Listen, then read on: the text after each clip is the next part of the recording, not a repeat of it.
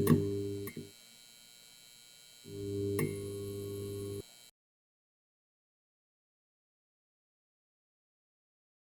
guys, Stockaholics, thank you guys for being here today.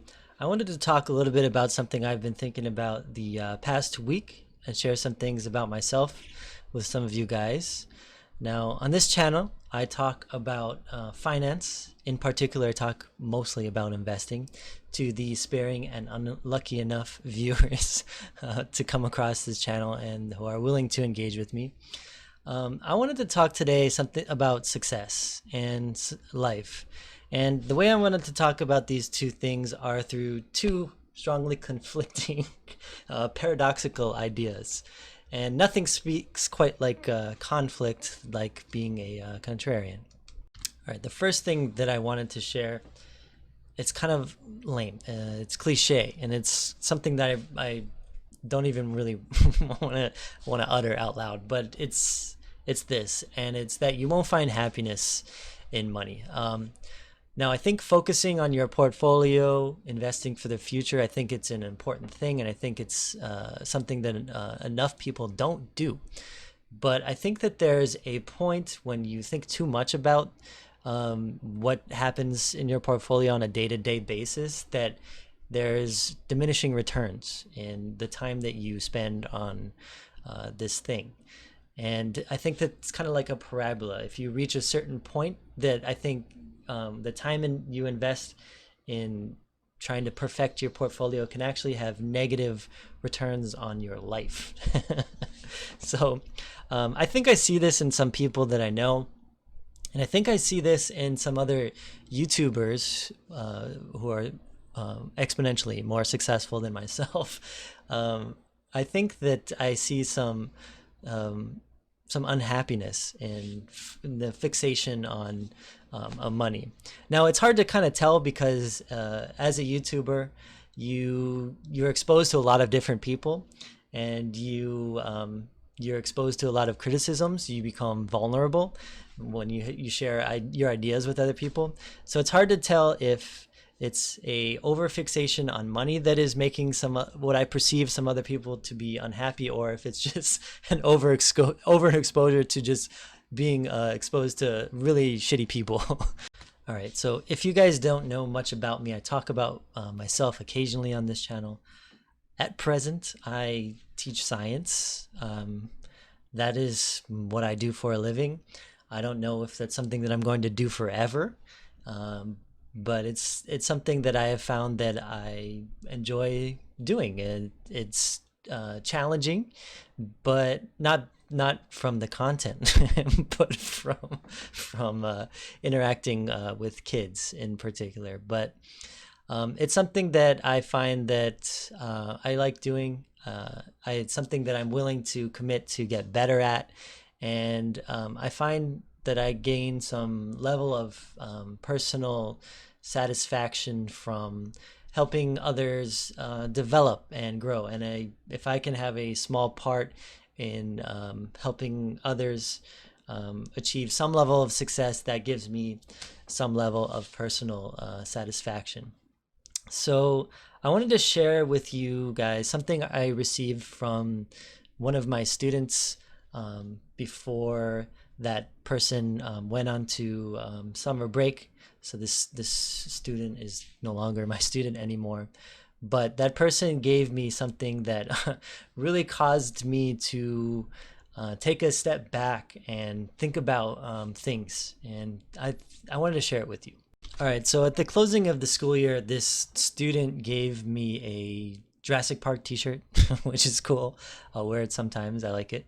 But more importantly, they gave me a note with something else. And I wanted to read this to you guys and show you what else this had with it. I also drew you a picture. And there was some text before this, but this is kind of, I think, the most important part. In class, I've heard you say several times that you didn't really like your nose. So I wanted to show you the beauty of them.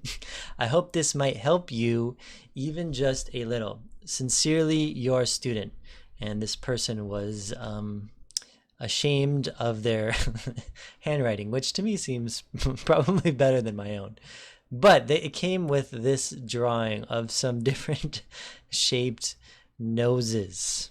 And if you don't know about me, I have what I think a lot of people would assume to be a a larger than average nose. Now I don't actually have a problem with my nose, but I use my use it as kind of a gimmick to occasionally make fun of myself. I use it as a method to kind of disarm kids.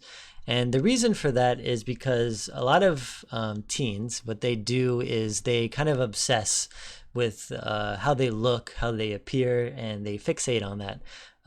And if I can show them that it's okay to have things about yourself that aren't perfect, then they become more emotionally invested in you. And as a result, their learning outcomes, they tend to improve over time. And I think this is something that I would imagine, I can't say for sure, but I would imagine a lot of foreign, non-American cultures wouldn't understand. And it's not necessarily that building relationships isn't important. I'm sure that it is there, but that at least in the United States, building relationships is probably the most paramount for achieving success in in learning outcomes with kids. And that's because there's not really a culture for learning. A lot of parents, and this isn't true of all parents, there's a lot of parents that do, but a lot of parents and families, they don't really care about education. It's just something to get through so that you can move on to the next thing in your life. And there's not really an emphasis or an importance attached or associated with education. So what that leads to is a lack of motivation. And in American schools, motivation becomes something that I have to provide, where I don't think that that is the case in other cultures. And one of the ways that I can provide that motivation is first by attempting to build some level of relationships with these students. Okay, so again, concept number one that I wanted to share was that you won't find happiness in money. Now, I've also heard wealthy people, they kind of, from an outside perspective, it almost appears like they abuse this concept. They'll tell you the same thing. But I think that it's almost a lot of times from a context of not knowing what it's like to have been poor. And believe me, having money is way better than not having money. But I think that there is some truth to what wealthy people say. And I wanted to kind of share this through one of the experiences I've had in my life, which was through playing the game of poker. So I played this game for several years, or well, many years at this point, more than several. But in the beginning, I played the game. It was purely for fun. It was a hobby. It was recreational. And at some point, I came up with the brilliant idea that, hey, you know, I could probably do this for a living, and if I had dedicated enough time to it. And when I think back to it in retrospect, I think I was pretty good, and I think I could analyze the game and think about it in many ways that I think my opponents could not. And if you can find these kinds of edges in the game that other people can't, then you tend to be more profitable. Now, I will say the poker is an interesting game because it has this kind of like psychological aspect to it where it causes a lot of people to think that they're good when they're actually not very good. But if I look at my ROI, I know that I was pretty good, at least at the level that I was playing at, and I was achieving about a 30% ROI in poker. What that means, for every dollar that I brought to the table, on average, I would achieve a 30-cent profit, which is pretty good. And I think if I pursued it more, there would probably be some periods of volatility, variance, and if I moved up stakes, the game would get harder as I go, and maybe that ROI would come down. But I think that overall, I would be able to make a reasonable living playing the game. Now, I will say that as I played the game, and I transitioned from my point from becoming recreational to kind of trying to make a living playing it. I'd play it for, and this is online, by the way, where I'd play at my computer. And I would play maybe 8, some days 10, some days even 12 hours a day, sitting in front of my computer, just, clicking buttons, playing online poker and whatever amount of tables I was comfortable playing at. And I noticed that the longer that I did that, the more unhappy I became. And the reason I wanted to bring this up is because poker is kind of like a game that really fixates on money, yeah. And I would notice that the longer and longer that I played, I became increasingly unhappy.